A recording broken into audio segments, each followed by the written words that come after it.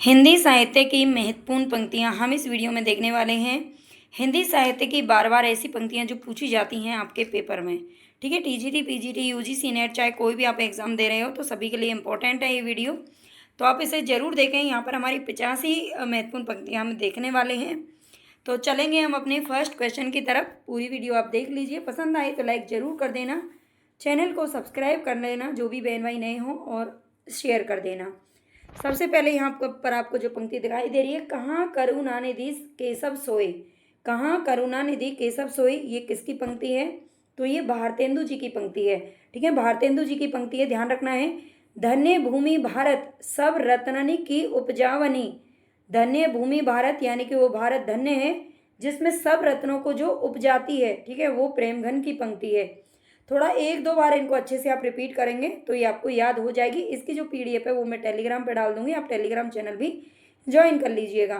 धन्य भूमि भारत सब रत्ननि की उपजावनी प्रेमघन का है। पढ़ी कमाए कीनो कहाँ हरे देश कलेश। जैसे कंता घर रहे तैसे रहे विदेश। ये प्रताप नारायण मिश्र जी की पंक्ति है। पढ़ी कमाए कीनो कहाँ हरे देश कलेश। तोड़ने ही होंगे मठ और गढ़ सभी। ये मुक्ति बोध की पंक्तियां हैं। ठीक है, यहाँ पर ये पूरी पंक्तियां मैंने नहीं रखी हैं, शॉर्ट में रखी हैं। बस कुछ कीवर्ड्स आपको याद होने चाहिए, उन्हीं से ही आपको समझ में आ जाना चाहिए। ठीक है, भूषण बिन ना बिराजई। ठीक है, भूषण बिन ना बिराजई है ना। आगे कविता वनिता मित इस तरह से पंक्ति है, लेकिन इतना याद रख लीजिए ये केशव दास की पंक्ति है। ठीक है, जिन्हें कठिन काव्य का प्रेत भी कहा जाता है। स्वांत सुखाए तुलसी रघुनाथ गाथा। स्वांत सुखाए तुलसी रघुनाथ गाथा, ये तुलसीदास जी की पंक्ति है। बेसिल जैना बेसिल बैना सब जन मिठा, ये विद्यापति की पंक्ति है। लोग हैं लागी कवित्त बनावत मोही तुम मेरे कवित्त बनावत, ये पंक्ति है घनानंद जी की। गोद लिए हुलसी फिरे तुलसी सोसुत होए, ये रहीम दास जी की पंक्ति है। ठीक है, इसमें नाम तुलसी का है, लेकिन ये रहीम दास आप जानते हैं जो रहीम दास जी थे वो तुलसीदास जी के बहुत अच्छे मित्र थे, है ना। तो वो कहते थे कि गोद लिए हुलसी, और हुलसी कौन थी? तुलसीदास जी की माता का नाम था। हालांकि ये उनको जन्म देते ही स्वर्ग सिधार गई थी। ठीक है, ये रहीम दास जी की पंक्ति है, ध्यान रखना है। यहू ऐसा संसार है खावे अरु रोवे, ये कबीर दास जी की पंक्ति है। गोरख जगायो जोग भक्ति भगायो लोग, तुलसीदास ने कहा है। चंदन विष व्यापत नहीं लिपटे रहत भुजंग, ये रहीम दास जी की पंक्तियां हैं। ठीक है, अगर ये पंक्तियां आप बीच बीच में याद करते हैं बुक में तो कई बार हम भूल जाते हैं। ठीक है, लेकिन इस तरह आपको एक साथ ये पंक्तियां सारी मिल जाएंगी तो काफ़ी हद तक आपको याद हो जाएंगी। 8 मास बीते जजमान अब तो करो दक्षिणा दान, ये प्रताप नारायण मिश्र का कहना है। इन्होंने एक ब्राह्मण पत्रिका का संपादन किया था, और जब उसे 8 मास बीत चुके लेकिन कोई भी आय नहीं हुई, तब इन्होंने ये कहा था। हिंदी नई चाल में डली, ये भारतेंदु हरिश्चंद्र ने कहा था। इनकी पुस्तक का नाम है कालचक्र। कालचक्र पुस्तक में इन्होंने ये वाली बात कही थी 1870 में। ठीक है, इसको भी याद रख लेना। अभिधा उत्तम काव्य है मध्य लक्षणाहीन, ये पंक्ति है देव जी की। ठीक है, देव की है, ध्यान रखना है। निज भाषा उन्नति कहे सब उन्नति को मूल। निज भाषा उन्नति है सब उन्नति को मूल, ये भारतेंदु जी की पंक्ति है। यदि प्रेम ही जीवन का सत्य है, यदि प्रेम ही जीवन का सत्य है। ठीक है, ये शुरुआती पंक्तियां हैं, ये ध्यान रखना। ये जयशंकर प्रसाद जी का है। करते तुलसीदास भी कैसे मानस नाद, है ना। अगर महावीर का मिलता नहीं उन्हें प्रसाद, आगे ऐसा कुछ बोला गया है, तो ये मैथिली शरण गुप्त जी ने कहा है। ठीक है, करते तुलसीदास भी कैसे मानस नाद, ये मैथिली शरण गुप्त ने कहा है। नैन नचाए कहीं मुस्काए, ये पद्माकर ने कहा है। ठीक है, नैन नचाए कहीं मुस्कुराए, ये पद्माकर की पंक्ति है। अमिय हलाहल मद भरे सेम श्याम रत्नार, ऐसा कुछ है ना। अमिय हलाहल मद भरे, ये रसलीन की पंक्तियां हैं। मोर पंखा मोर पखा होता है जो मोर पंख होता है। ठीक है, मोर पखा सिर ऊपर राखियो, ये रसखान की पंक्ति है जो कि कृष्ण जी के भक्त थे। ओ में जानी कवित असकीना, ये जायसी की पंक्तियां हैं। भूली चकोर दीठी मुकलावा, ये भी जायसी की पंक्ति है। धूल भरे अति शोभित श्याम जू की चोटी, धूल भरे अति शोभित श्याम जू की चोटी, ये रसखान की पंक्तियां हैं। आप 2-3 बार इनको रिवाइज कर लेना तो अच्छे से आपको याद हो जाएंगे। अरुण यह मधुमेह देश हमारा, जयशंकर प्रसाद की पंक्तियां हैं। और इनका जो चंद्रगुप्त नाटक है 1931 में प्रकाशित हुआ था, उससे ये पंक्तियां ली गई हैं। ठीक है, अरुण ये मधुमेह देश हमारा, बसो मारे नैनन में नंदलाल, बसो मारे नैनन में नंदलाल, ये मीराबाई की पंक्तियां हैं। भक्तन को कहाँ सीख रिसो काम, भक्तन को कहाँ सीख रिसो काम, ये कुंभन दास की पंक्तियां हैं। कुंभन दास को एक बार अकबर ने अपने दरबार में बुलाया था, तब इन्होंने कहा था कि भक्तन को कहा कि हम तो भगवान के भक्त हैं, हमें राजा के दरबार से क्या लेना देना है। प्रीति कर दीनी गरई छरी, प्रीति कर दीनी गरई छरी, ये सूरदास की पंक्तियां हैं। तुम दीपक हम बाती, ये रविदास की पंक्तियां हैं। ठीक है, ये रविदास की हैं, ध्यान रखना है। मोह को कहाँ ढूंढे बंदे, ये कबीर दास ने कहा है। मोह को कहाँ ढूंढे बंदे, मैं तो तेरे पास में, बिन गोपाल बैरन भई कुंजे, बिन गोपाल बैरन भई कुंजे, ये सूरदास की पंक्तियां हैं। सूरदास की रचना है भ्रमर गीत, उससे ये पंक्तियां ली गई हैं। अवला जीवन है तुम्हारी यही कहानी, ये मैथिली शरण गुप्त की पंक्तियां हैं। अवला जीवन है यही तुम्हारी यही कहानी, चारू चंद्र की चंचल किरणें खेल रही थी जल थल में। ठीक है, ये मैथिली शरण गुप्त की हैं। वीरता जब भागती है, वीरता जब भागती है, तो ये क्या है, प्रसाद जी की पंक्तियां हैं। आगे चलते हैं। भक्ति भक्ति द्रविड़ उपजी लाए रामानंद, यानी कि ये जो भक्ति है, भक्ति कहाँ से पैदा उत्पन्न हुई थी, तो पहले दक्षिण में पैदा हुई थी, यानी कि दक्षिण से ये चली है इसकी धारा, और इसे उत्तर भारत में लाने का श्रेय किसको जाता है, तो रामानंद को जाता है। ऐसा कौन कहते हैं, कबीर जी कहते हैं, और कबीर जी रामानंद के शिष्य थे। माई ना होती बाप ना होते, ठीक है, ये पंक्तियां, माई ना होती बाप ना होते, है ना, चंदा ना होता सूर ना होता, ऐसा ये बोलते हैं। ये नामदेव की पंक्तियां हैं। अजगर करे ना चाकरी, पंछी करे ना काम, मलुकदास की हैं।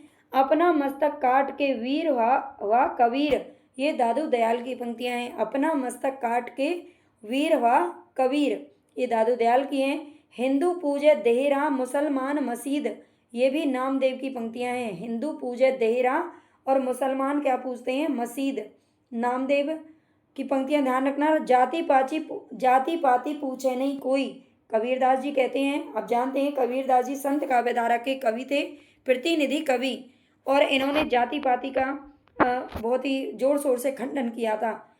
घायल की गति घायल जाने, ये मीराबाई का कथन है।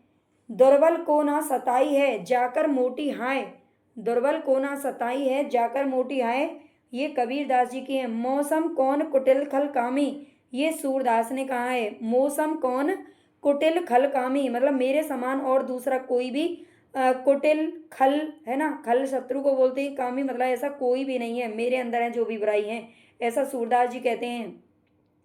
काग के भाग बड़े सजनी, ले गए हाथ सो माखन रोटी, है ना, ये किसकी है, रस खान की पंक्तियां हैं। पहले प्रीत गुरु से कीजे, पहले प्रीत गुरु से कीजे, ये उस्मान की पंक्तियां हैं। उस्मान की चित्रावली नामक एक रचना है जो पूछी जाती है। पहले प्रीत गुरु से कीजे, जानत है वे सृजनहारा, है ना, जो कछु है मरम हमारा, ये नूर मोहम्मद की पंक्तियां हैं। नूर मोहम्मद आप जानते हैं, इन्होंने रचनाएं की थी हिंदी भाषा में, और इनको काफ़ी उपलब्ध सुनने को मिले थे मुसलमानों की तरफ से। तब इन्होंने ये बताया था कि जानत है वे सृजनहारा, जो कछु है मरम हमारा। ठीक है, इन्होंने अपनी मतलब सफाई देने की कहीं ना कहीं अपनी कोशिश की है इन पंक्तियों के माध्यम से।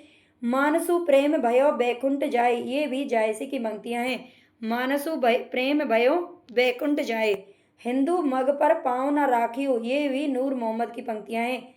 ठीक है, नूर मोहम्मद की पंक्तियां याद रखना। हिंदू मग पर पाँव न राखियो, सन 927 आहा कथा, ये किसकी है, जायसी की पंक्तियां हैं। सन 927 आहा कथा में नीर भरी दुख की बदली, महादेवी वर्मा की हैं। तुलसी की रामायण उत्तर की बाइबल, तुलसी की रामायण को उत्तर की बाइबल किसने बताया है, तो ये ग्रियर्सन ने बताया है। हो गई पीर पर्वत सी पिघलनी चाहिए, ये दुष्यंत कुमार की है, जो गजल सम्राट कहे जाते हैं।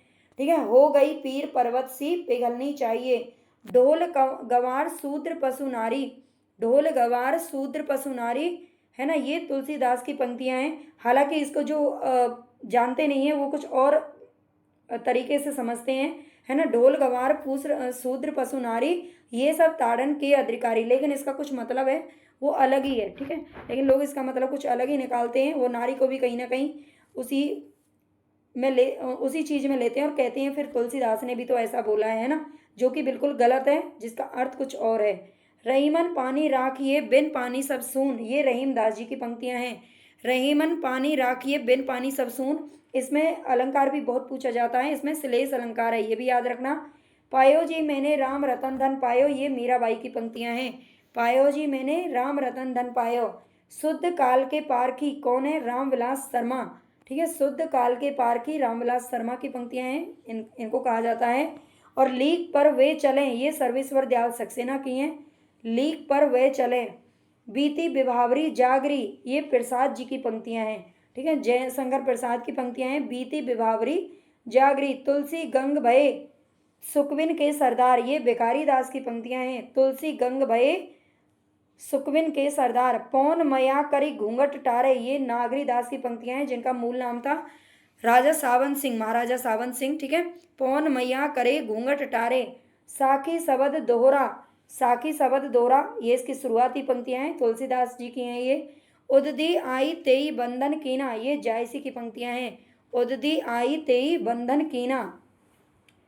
आगे चलते हैं। मैं उनका आदर्श नहीं, ये दिनकर की पंक्तियां हैं। मैं उनका आदर्श नहीं, या लकुटी अरु कामरिया पर, ये रसखान की पंक्तियां हैं। या लकुटी अरु कामरिया, भेजे मन भावन के ऊधो, ये जगन्नाथ दास रत्नाकर जी की पंक्तियां हैं। भेजे मन भावन के ऊधो, अति सूदो स्नेह को मारग, ये घनानंद की पंक्तियां हैं। अति सूदो स्नेह को मारग, काहेरी नलिनी तू कुमलानी, ये कबीरदास जी की पंक्तियां हैं। काहेरी नलिनी तू कुमलानी। वीरों का कैसा हो बसंत, ये सुभद्रा कुमारी चौहान का है। ठीक है, सुभद्रा कुमारी चौहान जी एक वीर कवियत्री थी। ठीक है, सुभद्रा कुमारी चौहान, और ये इन्होंने वीर रस में ही कविताएं की थी, है ना। झांसी की रानी, है ना, और तिरंगा, इस तरह से इनकी रचनाएं थी, बहुत अच्छी अच्छी। वीरों का कैसा हो बसंत, ये भी इनकी कविता है और ये पंक्ति भी है। 12 बरस लो कुक्कर जीवे, ये जगनिक का है। जगनिक का जो परमाल रासो है, उससे ये पंक्तियां ली गई हैं, आला खंड में गीत में ही गाई जाती हैं। धन्य भारत भूमि, ये प्रेम घन की पंक्तियां हैं। धन्य भारत भूमि, प्रिय स्वतंत्र रव अमृत मंत्र भर दे, ये निराला जी की पंक्तियां हैं। प्रिय स्वतंत्र रव अमृत मंत्र भर दे, सच्चा प्रेम वही है। ठीक है, सच्चे प्रेम की ये जो पंक्तियां हैं वो किसकी हैं? तो रामनरेश त्रिपाठी जी ने कहा है। एक सेकंड भाई, ये रामनरेश त्रिपाठी जी का है। आगे चलते हैं। अगर आपको क्लास पसंद आ रही है तो प्लीज़ लाइक अभी कर देना, है ना, बाद में आप लोग भूल जाते हो। कमेंट करके ज़रूर फीडबैक दिया करो कि आपको क्लास कैसी लगी है ना, और किस किस टॉपिक पर आपको क्लास चाहिए वो भी आप मुझे बता सकते हैं, है ना। एक एक टॉपिक पे ही लेके आती हूँ मैं डेली, और बाकी हमारी 11 बजे लाइव क्लास चलती है, तो उससे भी आप जुड़ सकते हैं। काफ़ी अच्छा क्वेश्चन है जो वहाँ पर कराए जा रहे हैं। 11 बजे हिंदी साहित्य व्याकरण, यानी कि TGT PGT या किसी भी एग्ज़ाम के लिए काफ़ी अच्छे क्वेश्चन है जो मैं कराती हूँ, है ना, रिवीजन क्लास। दुख की पिछली रजनी बीच, ये कामायनी की पंक्तियां हैं। दुख की पिछली रजनी बीच, और कामायनी किसकी है? तो जयशंकर प्रसाद की पंक्तियां हैं। मैं रथ का टूटा हुआ पहिया हूँ, लेकिन मुझे फेंको मत, ये धर्मवीर भारती की पंक्तियां हैं। दशरथ सुत तिहूँ लोक बखाना, ये कबीरदास जी की पंक्तियां हैं। दशरथ सुत तिहूँ लोक बखाना, जगत है सच्चा तनिक ना कच्चा, समझो बच्चा इसका भेद, ये श्रीधर पाठक जी की पंक्तियां हैं, जो कि स्वच्छंदतावादी कवि हैं। जनता की चित्तवृत्तियों का संचित प्रतिबिंब ही साहित्य है, ये रामचंद्र शुक्ल जी ने कहा है। ये साहित्य की परिभाषा उन्होंने दी है कि जनता की चित्तवृत्तियों का जो संचित प्रतिबिंब होता है वही साहित्य होता है ना। साहित्य भी वो अपने कहीं ना कहीं, देखो, अगर कविता हम कर रहे हैं, साहित्य लिख रहे हैं, कोई ग्रंथ लिख रहे हैं, तो हमारे अंदर की जो भावना होती है, हमारे अंदर की जो फीलिंग होती है, हमारे आसपास का जो पर्यावरण होता है ना, जो हमारे चित्त में होता है, उसी को हम कहीं ना कहीं कागज पर उकेरते हैं, है ना। 4 डग हमने भरा तो क्या किया, है पड़ा मैदान कोसों का भी, ये अयोध्या सिंह उपाध्याय की पंक्तियां हैं। आगे चलते हैं। केवल मनोरंजन ना कवि का कर्म होना चाहिए, ये मैथिली शरण गुप्त जी की पंक्तियां हैं। केवल मनोरंजन ना कवि का कर्म होना चाहिए, उसमें उपदेश का भी मर्म होना चाहिए, है ना। जो कविता लिख रहे हैं उसमें कहीं ना कहीं उपदेश भी होना चाहिए, है ना। ऐसा मिलता जुलता कुछ रामावीर प्रसाद द्विवेदी जी ने भी कहा था, है ना। उन्होंने भी यही कहा था कि उपदेशात्मक होनी चाहिए जो हमारी कविता है ना। मनोरंजन तो अब तक बहुत हो चुका। चारू चंद्र की चंचल खिलने, ये मैथिली शरण गुप्त जी की पंक्तियां हैं। पराधीन रहकर अपना सुख शोक ना कह सकता है, वह अपमान जगत में केवल पशु ही सह सकता है। ठीक है, पराधीन रहकर कभी भी जो अपना सुख शोक नहीं कह सकता है। और ये अपमान कौन सह सकते हैं भाई? पशु सह सकते हैं। तो ये राम नरेश त्रिपाठी जी की पंक्तियां हैं। इस करुणा कलित हृदय में अब विकल रागनी बजती, ये जयशंकर प्रसाद की पंक्तियां हैं। नारी तुम केवल श्रद्धा हो, जयशंकर प्रसाद। होगी जय होगी जय होगी जय, हे पुरुषोत्तम नवीन, ये निराला जी की पंक्तियां हैं। ठीक है, तो 85 महत्वपूर्ण पंक्तियां हमने यहाँ पर देख ली हैं। उम्मीद है कि आपको ये क्लास जरूर पसंद आई होगी। इसकी PDF अगर आपको चाहिए तो टेलीग्राम चैनल का लिंक मैं कमेंट बॉक्स में डाल दूंगी, डिस्क्रिप्शन में भी है। आप टेलीग्राम चैनल को ज्वाइन कर लेना, PDF इसकी मिल जाएगी, है ना। इसके अलावा आपको किस टॉपिक पर चाहिए? टॉपिक तो मेरे पास भी बहुत सारे हैं अभी, है ना, मैं करवा ही रही हूँ, फिर भी आप अपना टॉपिक मुझे बता सकते हो, है ना। धीरे धीरे हम सब पर 5 बजे वाली ये क्लास आपको डेली रिकॉर्ड मिलती है। जो बच्चे नए आए हैं चैनल को सब्सक्राइब कर लेना और लाइक शेयर जरूर कर दिया करो भाई, कमेंट कर दिया करो, ठीक है।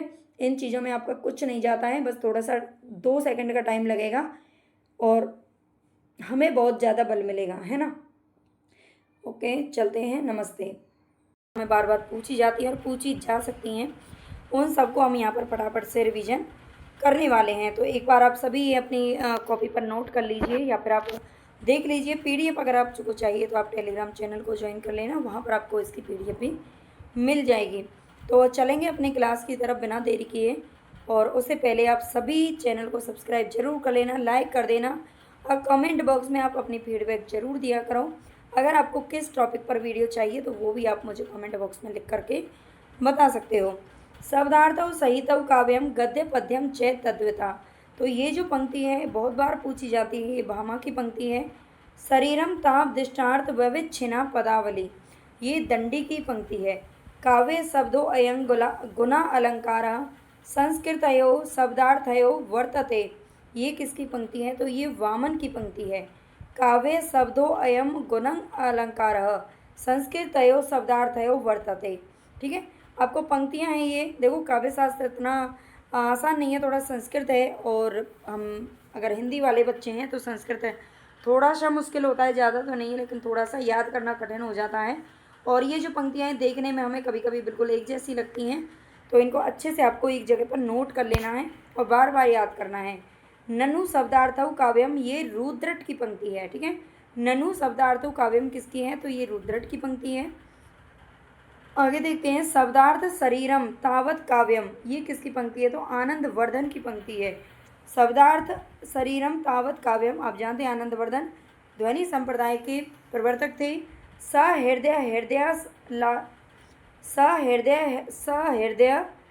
हृदयादिश शब्दार्थ यतमेवं काव्य लक्षण, आप देख सकते हैं इसमें, पता है काव्य शास्त्र की यही तो पहचान है कि इसमें संस्कृत के बहुत सारे वर्ड एक साथ जुड़े रहते हैं और हम इन्हें तोड़ तोड़ कर ही थोड़ा बहुत पढ़ पाते हैं।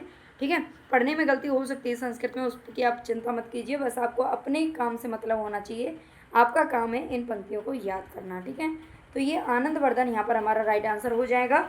हृदय, बस इतना याद कर लेना, आपका काम बन जाएगा, क्योंकि ऐसी पंक्ति और किसी की भी नहीं है। गुणवद अलंकृतश्च वाक्यम एवं काव्यम, ये किसकी पंक्ति है? तो ये राजशेखर की पंक्ति है। ठीक है, गुणवद अलंकृत वाक्यम एवं वाक्य काव्यम, बस इतना सा याद कर लीजिए। ये वैसे बड़ी बड़ी होती हैं लेकिन पंक्तियाँ शॉर्ट में ही पूछी जाती हैं हमेशा। आगे चलते हैं, शब्दार्थ योयर्थ वत्स भावेन विद्या साहित्य विद्या, ये किसकी पंक्ति है? तो ये राजशेखर की पंक्ति है। शब्दार्थ योयर्थ वत्स भावेन विद्या साहित्य विद्या।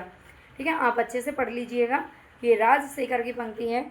शब्दार्थ सहित वक्र कवि व्यापार शालिनी, ये कुंतक की पंक्ति है। शब्दार्थ सहित एक ऊपर ऐसी एक और भी पंक्ति होती है जो भामा की होती है, शब्दार्थ सहित, है ना, और शब्दार्थ सहित वक्र कवि व्यापार शालिनी, ये जो पंक्ति है ये कुंतक जी की है। वंदे व्यवस्थतौ काव्यम तत्विदा वाद आकारिणी, ये किसकी पंक्ति है? तो ये कुंतक की पंक्ति है। ठीक है, वंदे व्यवस्थतौ काव्यम तद्विदा कारिणी, इतना याद कर लेना, ये कुंतक की पंक्ति है। एक सेकंड, आगे चलते हैं नेक्स्ट क्वेश्चन की तरफ। निर्दोष काव्यम अलंकारई अलंकृतम रसान्वित कवि कुर्वने कीर्ति प्रीतिचम विंदति, तो ये किसकी पंक्ति है? ये भोजराज की पंक्ति है। ठीक है। तद दोषौ शब्दार्थौ सगुना अवन अलंकृति पुनः क्वापी, ये किसकी पंक्ति है? तो ये मम्मट जी की पंक्ति है। तद दोषौ, यहाँ पर ध्यान रखना, एक मिलती जुलती एक पंक्ति हमें और मिलेगी आगे। तो तद दोषौ शब्दार्थौ, ये मम्मट की पंक्ति है ना। आगे चलते हैं। काव्यम विशिष्ट शब्दार्थ साहित्य सद अलंकृति, तो ये क्षेमेंद्र की पंक्ति है। ठीक है। काव्यम विशिष्ट शब्दार्थ, ये किसकी पंक्ति है? क्षेमेंद्र की है। साधु शब्दार्थ संदर्भ गुना अलंकार भूषितम, ये वाग्भट जी की पंक्ति है। ठीक है। साधु शब्दार्थ संदर्भ गुना अलंकार भूषितम, ये वाग्भट की पंक्ति है। स्फुटितिर्रसोपेतम काव्यम कुर्वीत कीर्तये, ये किसकी पंक्ति है? तो वाग्भट की पंक्तियाँ हैं। ठीक है। स्फुटितिर्रसोपेतम काव्यम कुर्वीत कीर्तये, वाग्भट की हैं ये दोनों पंक्तियाँ, याद रख लेना इनकी। और देखो अभी मैंने आपसे बोला था एक हमें सेम ऐसी ही पंक्ति कुछ मिलेगी देखने को, वहाँ पर हमने तद दोषौ देखा था, वो मम्मट की पंक्ति थी। और यहाँ पर अदोषौ, ठीक है, अदोषौ सगुनौ सालंकारौ च शब्दार्थौ काव्यम, ये किसकी पंक्ति है? तो ये हेमचंद्र जी की पंक्तियाँ हैं। निर्दोषा लक्षणवती सरितिर गुना भूषणा, ये जयदेव की पंक्तियाँ हैं। ठीक है। निर्दोषा लक्षणवती सरितिर गुना भूषणा, मैं एक दो बार इसलिए रिपीट कर रही हूँ ताकि आपको याद हो जाए। स अलंकार रसानेक विरतिर्वाक्य काव्यम नाम वाक, ये भी जयदेव की पंक्तियाँ हैं, दोनों जयदेव की पंक्तियाँ याद रखनी है। आगे चलते हैं। इहि विशिष्टौ शब्दार्थौ काव्यम, ये समुद्र बंध की पंक्तियाँ हैं। हालांकि ये नाम हमने काव्य शास्त्र में नहीं पढ़ते हम इसको, है ना, लेकिन ये पूछा जा सकता है। यह विशिष्टौ शब्दार्थौ काव्यम वाक्यम रसात्मकम काव्यम, ये बहुत पुराना क्वेश्चन है ना, बार बार पूछा जाता रहा है। हालांकि इसका जो वैल्यू है वो अब थोड़ी शायद कम हो गई है ना, क्योंकि ये बहुत इजी हो गया है सबके लिए। तो ये विश्वनाथ की पंक्तियाँ हैं। शब्दार्थ वपुस्ताक्त काव्यम, तो ये विद्याधर की पंक्तियाँ। ठीक है। शब्दार्थ वपुस्ताक्त काव्यम, ये पंक्ति विद्याधर की है, याद रखना है। रमणीयार्थ प्रतिपादक शब्द काव्यम, रमणीयार्थ प्रतिपादक शब्द काव्यम, ये जगन्नाथ जी की पंक्ति है, ध्यान रखना है। काव्यम तु जायते जातु कस्यचित् प्रतिभावत, ये भी भामा की पंक्तियाँ हैं। ठीक है। काव्यम तु जायते जातु कस्यचित् प्रतिभावत, भामा की पंक्तियाँ। नए सर्ग की च प्रतिभा श्रतुम च बहु निर्मलम अमंदाश्चाभि योगो यस्या कारणम काव्य संपदः, ये किसकी पंक्ति है? तो ये दंडी की पंक्ति है। ठीक है। न सर्ग की च प्रतिभा श्रतुम च बहु निर्मलम अमंदाश्चाभि योगो यस्या कारणम काव्य संपदा, ये किसकी है? दंडी की पंक्ति है। आगे देखेंगे। तृतीयम इदम व्याप्रियते शक्ति व्युत्पत्तिर अभ्यास, ये किसकी है? तो ये रुद्रट की पंक्ति है। तस्य च कारणम कविगता केवलाम प्रतिभा, ये जगन्नाथ की पंक्ति है, ध्यान रखना है। तस्य च कारणम कविगता केवलाम प्रतिभा, ये जगन्नाथ की पंक्ति है, ध्यान रखना। आगे चलते हैं। प्रसन्न पद नव्यार्थ युक्त उद्बोध विधायिनी स्फुरंती सत्क वीर बुद्धि प्रतिभा सर्वतोमुखी, ये वाग्भट की पंक्ति है। ठीक है। प्रसन्न पद नव्यार्थ युक्त, आपको जैसे याद होता है ना वैसे याद कर लीजिए, बार बार याद कर लीजिए लिख लिख करके, या फिर अपने नोट्स बना लीजिए। ठीक है। और या फिर आप इनको बार बार पढ़ लीजिए तो भी याद हो जाएंगे। कविल वस्य बीजम प्रतिभान कवित्व बीजम, ये वामन की पंक्ति है। ठीक है। कविल वस्य बीजम प्रतिभान कवित्व बीजम, ये वामन की पंक्तियाँ हैं, ध्यान रखना है। प्रज्ञा नवो उन्मेष शालिनी प्रतिभा मता, ये भट्ट तौत की पंक्ति है, बहुत पूछी जाती है, याद रखना। प्रतिभा अपूर्व वस्तु निर्माण क्षमा प्रज्ञा, ये अभिनव गुप्त की पंक्तियाँ हैं। प्रतिभा अपूर्व वस्तु निर्माण क्षमा प्रज्ञा, अभिनव गुप्त की है। आगे चलते हैं। प्राक्त नाद आद्यतन संस्कार परिपाक प्रौढ़ा प्रतिभा काचिदेव, कवि शक्ति, ये भी कुंतक की पंक्तियाँ हैं। ठीक है। प्राक्त नाद्यतन, हालांकि कुछ पंक्तियाँ ऐसी हैं जो अभी तक नहीं पूछी गई हैं लेकिन आगे पूछी जा सकती हैं, आपको सभी एक बार देख लेनी है। शक्ति कवित्व बीज रूपा संस्कार विशेषा, तो ये मम्मट की पंक्ति है। ठीक है। शक्ति कवित्व बीज रूपा संस्कार विशेषा किसकी है? मम्मट की पंक्तियाँ हैं।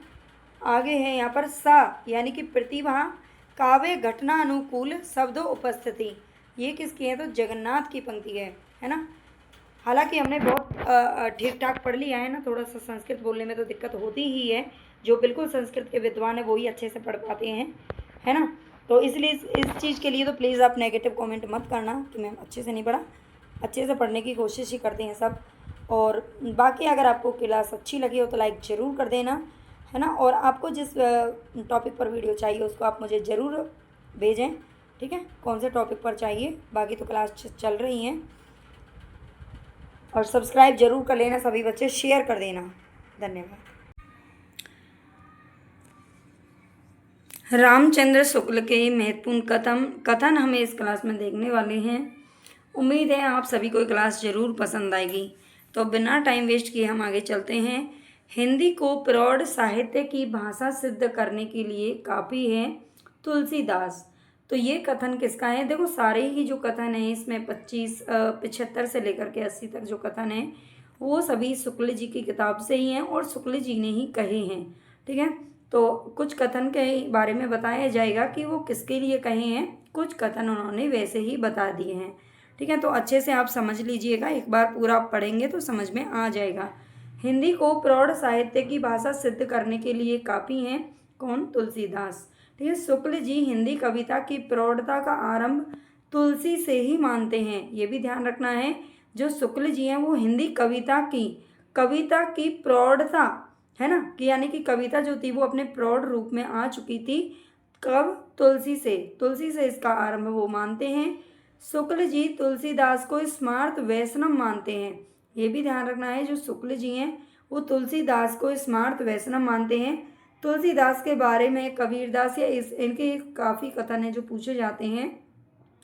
तुलसीदास सिद्धों और नाथों के कवि नहीं हैं। हाँ बिल्कुल, वो सिद्धों और नाथों के कवि नहीं हैं। शुक्ल का हृदय कवि, मस्तक आलोचना और जीवन अध्यापक का था, ठीक है। तो ये भी थोड़ा सा आप ध्यान रखिएगा।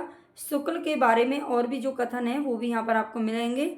शुक्ल का हृदय कवि का था, उनका जो मस्तक यानी कि जो दिमाग था वो एक आलोचक का था, और उनका जो जीवन था वो अध्यापक का था, है ना। जैसे अध्यापक हमेशा अपने पूरे जीवन में दूसरों को कुछ ना कुछ सिखाता है, वैसे ही उन्होंने सिखाने का काम किया था। प्रेम दूसरों की आंखों से नहीं अपनी आंखों से देखा जाता है, ठीक है, ये भी उन्हीं का कथन है। भक्ति धर्म की रसात्मक अनुभूति है, भक्ति धर्म की रसात्मक अनुभूति है, ठीक है। बैर क्रोध का अचार या मुरब्बा है। बैर यानी कि अगर हम किसी से बैर ईर्ष्या करते हैं तो क्या होता है? क्रोध को जन्म देता है, क्रोध का ही अचार या मुरब्बा है। ये भी खूब पूछा जाता है कथन। शुक्ल जी के आदर्श कवि कौन है? तो ये तुलसीदास जी हैं, है ना। तुलसीदास की काफ़ी प्रशंसा इन्होंने की है। शुक्ल के इतिहास का ढांचा चिंतन पर आधारित है, ये भी ध्यान रख लेना। जो शुक्ल जी का हिंदी साहित्य का इतिहास है जो 1929 में प्रकाशित हुआ था, ये इसका जो ढांचा है वो इनके चिंतन पर आधारित है। लोक हृदय में हृदय के लीन होने की दशा का नाम क्या है? रस दशा है, यह इनका कथन है। लोक हृदय में, लोक यानी कि जो आम जनता होती है, आम जनता के हृदय में हृदय के लीन होने की दशा का नाम रस दशा है। हिंदी साहित्य के 900 वर्षों के इतिहास को 4 कालखंडों में विभाजित किया है, ये भी ध्यान रखिएगा। जो हिंदी साहित्य के कितने वर्षों के, ये पूछा जाता है। रामचंद्र शुक्ल जी का जो इतिहास है उसमें कितने वर्षों का इतिहास लिखा गया है? तो इन 900 वर्षों के इतिहास को लगभग इन्होंने अपनी जो ग्रंथ है उसमें लिखा है। शुक्ल जी ने केशव को दया विहीन कवि तक कह दिया था। शुक्ल जी ने केशव को, केशव का जो प्रकृति है या उनका जो फेस है, इनके मतलब इनकी नज़रों में वो अच्छा नहीं है ना। तो शुक्ल जी ने केशव को दया विहीन कवि तक कह दिया था, है ना। दया विहीन कवि का है केशव दास की, यानी कि इन्होंने कहीं ना कहीं आलोचना ही की है। और शुक्ल जी ने रीति मुक्त कवियों को फुटकल कवियों में स्थान दिया था, ये भी ध्यान रखना है। जो रीति काल है उसके 3 भाग हैं जो कि श्री विश्वनाथ प्रसाद मिश्र ने किए थे, है ना। और रीति मुक्त जो कवि हैं उनको फुटकल कवियों में स्थान इन्होंने दिया है। हिंदी आलोचना का युग पुरुष शुक्ल जी को कहा जाता है, ये भी ध्यान रखिएगा। भक्ति के लिए ब्रह्मा का सगुन होना अनिवार्य है, भक्ति के लिए ब्रह्मा का सगुन होना अनिवार्य है। घनानंद को ब्रज भाषा का मर्मज्ञ कवि इन्होंने बताया है, ठीक है। घनानंद को ब्रज भाषा का मर्मज्ञ कवि बताया है। घनानंद की भी जो भाषा है या उनका जो मार्मिकता है उसको काफ़ी अच्छा इन्होंने बताया है। भाषा के लक्ष्य एवं व्यंजन बल की सीमा कहाँ तक है, इसकी पूरी परख इन्हीं को थी, यानी कि घनानंद के बारे में इन्होंने ये पंक्ति है जो कही है। बोधा एक रसिक कवि थे, बोधा के बारे में है। रीतिकाल के कवियों में यह बड़े ही प्रतिभा संपन्न कवि थे, यानी कि देव के बारे में कथन कहाँ है। रीतिकाल के कवियों में बड़े ही प्रतिभा संपन्न कवि के किसको बताया है, तो देव को बताया है। केशव को कठिन काव्य का प्रेत इन्होंने कहा था। कठिन काव्य का प्रेत केशव दास को कहा जाता है और कहा किसने था, तो शुक्ल जी ने कहा था। आगे चलते हैं। हिंदी रीति ग्रंथों की अखंड परंपरा एवं रीतिकाल का आरंभ चिंतामणि से मानते हैं। ठीक है, हिंदी रीति ग्रंथों की यानी कि जो रीतिकाल है, रीतिकाल का ये आरंभ किससे मानते हैं, तो चिंतामणि त्रिपाठी से मानते हैं। रीतिकाल नामकरण शुक्ल का दिया हुआ है। रीतिकाल को जो रीतिकाल नाम दिया गया है वो शुक्ल जी ने ही दिया है। आगे चलते हैं। उम्मीद है कि आपको ये क्लास पसंद आएगी, है ना, और आपके लिए यूज़फुल बहुत ज़रूर रहेगी। ठीक है, आपकी काफ़ी हेल्प होगी क्योंकि यहीं से ही है जो क्वेश्चन पूछे जाते हैं। इसका मैंने एक क्लास और डाली थी पहले, जो उन्होंने दूसरों के बारे में कथन कहे थे, है ना, काफ़ी सारे उसमें भी थे 75-80। उस क्लास को भी आप ज़रूर देख लेना। प्रताप नारायण मिश्र और बालकृष्ण भट्ट की तुलना इन्होंने एडिसन और स्टील से की है, यानी कि ये पूछा जाता है कि प्रताप नारायण मिश्र को किस नाम से जाना जाता है, तो एडिसन कहते हैं इन्हें। ठीक है, प्रताप नारायण मिश्र को हिंदी का एडिसन और बालकृष्ण भट्ट को स्टील की संज्ञा इन्होंने दी है शुक्ल जी ने। विद्यापति को कृष्ण भक्तों की परंपरा में नहीं समझना चाहिए, ये कथन भी शुक्ल जी का है। प्रेम गाथा की परंपरा में पद्मावत को सबसे प्रौढ़ और सरस मानते हैं। ठीक है, जो प्रेम गाथा की परंपरा है, जायसी का जो पद्मावत है उसको सबसे प्रौढ़ और सरस इन्होंने माना है। कृष्ण भक्तों का हमारे साहित्य पर बड़ा भारी उपकार है। ठीक है, कृष्ण भक्तों में आप जानते कौन आते हैं, सूरदास, नंददास जी, कृष्णदास जी, है ना, ये सभी आते हैं, वल्लभाचार्य जी। तो हमारे साहित्य पर बड़ा भारी उपकार ये किसका मानते हैं, कृष्ण भक्तों का मानते हैं। केशव दास को भक्ति काल में सम्मिलित इन्होंने किया है। हाँ, ये इनको सूफी काव्य नहीं मानते हैं, हालांकि इनका जो रचना है वो कहीं ना कहीं सूफी तत्व लिए हुए थी। रामचरितमानस को लोगों के हृदय का हार कहा है। ठीक है, रामचरितमानस को लोगों के हृदय का हार इन्होंने बताया है। सूर सागर में जगह जगह दृष्टिकूट वाले पद मिलते हैं, यह भी विद्यापति का अनुकरण है। सूरदास का जो सूर सागर है उसमें जगह जगह दृष्टिकूट वाले पद मिलते हैं, ये विद्यापति का अनुकरण इन्होंने बताया है। जायसी का विरह वर्णन हिंदी साहित्य में एक अद्वितीय और अनूठा वर्णन है। ठीक है, जायसी का जो विरह वर्णन है, विरह वर्णन यानी कि उन्होंने जो अपनी रचना में विरह वर्णन दिखाया है वो हिंदी साहित्य में एक अद्वितीय और अनूठा वर्णन है, ये ध्यान रखना है। ये पद्मावत जो उनकी रचना है उसके बारे में कहा है। शुक्ल जी मनोवैज्ञानिक आलोचना के जनक माने जाते हैं। शुक्ल विचारात्मक निबंधों को ही श्रेष्ठ मानते हैं। ठीक है, ये सारे कथन है जो कहीं ना कहीं पूछे जा चुके हैं और पूछे जाते रहे हैं। ठीक है, तो यहीं से ही आते हैं, ज़्यादातर ध्यान रखना। हिंदी आलोचना को साहित्यिक रूप किसने प्रदान किया है, तो ये शुक्ल जी ने किया है। शुक्ल रसवादी आलोचक माने जाते हैं, ये भी ध्यान रखना। ठीक है, रसवादी आलोचक माने जाते हैं। शुक्ल जी रस को हृदय की मुक्त अवस्था मानते हैं। शुक्ल जी रस को क्या मानते हैं, तो हृदय की मुक्त अवस्था मानते हैं। नाद सौंदर्य से कविता की आयु बढ़ती है, ऐसा इनका मानना है कि नाद सौंदर्य से कविता की आयु बढ़ती है। शुक्ल जी छायावाद के निंदक माने जाते हैं। छायावाद तक ही इन्होंने अपना ग्रंथ लिखा था और ये छायावाद की कहीं ना कहीं निंदा करते हैं। जायसी के पद्मावत को हिंदी का सर्वश्रेष्ठ प्रबंध काव्य इन्होंने माना है। भक्ति आंदोलन को पराजित मनोवृत्ति का परिणाम और मुस्लिम राज्य की प्रतिष्ठा की प्रतिक्रिया मानते हैं, कौन, शुक्ल जी। इससे मेरे भक्ति काल का उदय कैसे हुआ, है ना, इसके बारे में 3-4 कथन है इनके जो बहुत इंपॉर्टेंट है और पूछे जाते हैं। आगे हम 1-2 और देखेंगे, तो ये जरूर ध्यान रखना ना। भक्ति आंदोलन को शुक्ल जी क्या मानते हैं कि भक्ति काल का उदय क्यों हुआ, तो पराजित मनोवृत्ति का परिणाम और मुस्लिम राज्य की प्रतिष्ठा की प्रतिक्रिया मानते हैं। उस समय मुगलों के जो आक्रमण हो रहे थे उनके कारण भक्ति काल का उदय हुआ, ऐसा इनका मानना है। इनका सच्चा कवि हृदय था, ये मतीराम के बारे में कहा है। वह हिंदू जाति के प्रतिनिधि कवि हैं, ये भूषण के बारे में कहते हैं। ठीक है, भूषण को हिंदू जाति का प्रतिनिधि कवि शुक्ल जी ने बताया है। आगे चलते हैं। अंग्रेजी ढंग का मौलिक उपन्यास पहले पहल हिंदी में लाला श्री निवास दास जी का निकला था, जो कि परीक्षा गुरु नाम से 1882 ईस्वी में प्रकाशित हुआ था। ठीक है। और शुक्ल जी कहते हैं कि ये अंग्रेजी ढंग का मौलिक उपन्यास था पहला। भारतेंदु की भाषा को हरिश्चंद्र हिंदी इन्होंने बताया है।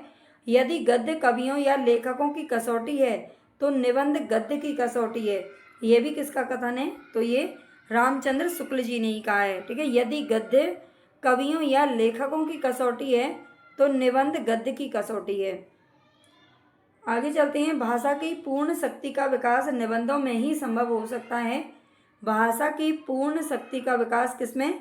निबंधों में संभव हो सकता है, ये कथन है शुक्ल जी का। उसने कहा था, कहानी को इन्होंने अद्वितीय कहानी माना है। उसने कहा था जो कहानी है वो किसकी है? तो एक गुलेरी जी की है, जो 1915 में प्रकाशित हुई थी सरस्वती पत्रिका में। ठीक है। और इस कहानी को इन्होंने अद्वितीय कहानी माना है। छायावाद को इन्होंने मधुचर्या कहा है। ठीक है। मधुचर्या का नाम दिया है। छायावाद को अभिव्यंजनावाद का विलायती संस्करण माना है, ये भी ध्यान रखना। छायावाद को अभिव्यंजनावाद का विलायती संस्करण इनके द्वारा माना गया है। पंत जी को छायावाद का प्रथम कवि माना है, ये भी ध्यान रखना। ये जयशंकर प्रसाद को छायावाद का प्रवर्तक नहीं मानते हैं, बल्कि सुमित्रानंदन पंत जी को मानते हैं। यदि प्रबंध काव्य एक विस्तृत वनस्थली है तो मुक्तक एक चुना हुआ गुलदस्ता है। ठीक है। ये भी इन्होंने कहा है। आगे चलते हैं। बिहारी के दोहों को एक एक रत्न माना जाता है। बिहारी के दोहों को एक एक रत्न की संज्ञा इन्होंने दी है। बिहारी की भाषा चलती होने पर भी साहित्यिक रूप लिए हुए है।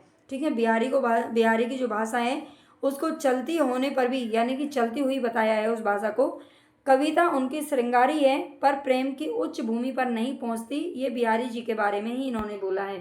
ठीक है। उसी प्रकार कबीर की जो भाषा है उसको भी इन्होंने सदुकड़ी भाषा बताया था, इसका भी थोड़ा ध्यान रखना, इसमें है नहीं। कविता उनकी श्रृंगारी है पर प्रेम की उच्च भूमि पर नहीं पहुंचती, ये बिहारी जी के लिए कहा है। भाषा उनकी बड़ी स्वाभाविक चलती और व्यंजनापूर्ण होती है, ये मंडन के बारे में कहा गया है। ठीक है। भाषा मंडन की भाषा बड़ी चलती और व्यंजनापूर्ण होती है। शुक्ल और रामकुमार वर्मा ने विद्यापति को शुद्ध श्रृंगारी माना है, यानी कि जो विद्यापति है उन्होंने ही सबसे पहले काव्य में जो राधा कृष्ण है नायक, उनको लेकर के कहीं ना कहीं उन्होंने रचनाएं करना शुरू किया था, तो उनको शुद्ध श्रृंगारी ये मानते हैं। हालांकि इस चीज़ का विरोध करते हैं शुक्ल जी। साधना के क्षेत्र में जो ब्रह्म है, साहित्य के क्षेत्र में वही रहस्यवाद है। ठीक है। रहस्यवाद यानी कि छायावाद को ही रहस्यवाद बोला जाता है, और साधना के क्षेत्र में जो ब्रह्म है उसी को ही साहित्य के क्षेत्र में इन्होंने रहस्यवाद बताया है। घनानंद को साक्षात रस मूर्ति का कवि इन्होंने कहा है। काफ़ी इंपॉर्टेंट ये पंक्तियाँ और कथन है रामचंद्र शुक्ल जी के, और खूब पूछे जाते हैं पेपरों में। बिहारी के दोहों को रस के छोटे छोटे छींटे कहा है। ठीक है। रस के छोटे छोटे छींटे भी कहा है और रत्न भी बताया है। भूषण की भाषा की इन्होंने आलोचना की है। हालांकि भूषण को इन्होंने हिंदू जाति का प्रतिनिधि कवि बताया था, लेकिन इनकी जो भाषा है उसकी आलोचना इन्होंने की है। बोधा को रसों का उन्मुक्त कवि इन्होंने बताया है। बोधा कवि जो कि रीति मुक्त कवि थे। मैथिली शरण गुप्त को सामंजस्यवादी कवि कहा है। सामंजस्यवादी कवि कौन है? तो ये मैथिली शरण गुप्त हैं, जो कि शुक्ल जी ने बताया है। श्रीधर पाठक को ये स्वच्छंदतावाद का प्रवर्तक मानते हैं, जो कि द्विवेदी युग से संबंधित थे। सदा सुखलाल नियाज को हिंदी गद्य का प्रवर्तक इन्होंने माना है। जनता की चित्तवृत्ति का संचित प्रतिबिंब ही साहित्य है, ऐसा इनका साहित्य की परिभाषा है। प्राकृत की अंतिम अपभ्रंश अवस्था से ही हिंदी साहित्य का आविर्भाव शुक्ल जी ने माना है। ठीक है। प्राकृत की अंतिम जो अपभ्रंश अवस्था है उसी से ही हिंदी साहित्य का आविर्भाव माना जा सकता है, ऐसा शुक्ल जी का मानना है।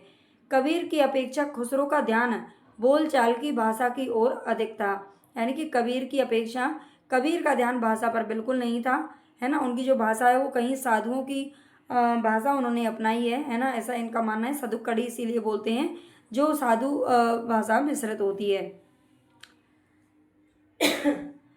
कबीर की अपेक्षा खुसरो का ध्यान बोलचाल की भाषा की ओर अधिक था, ऐसा शुक्ल जी का कहना है।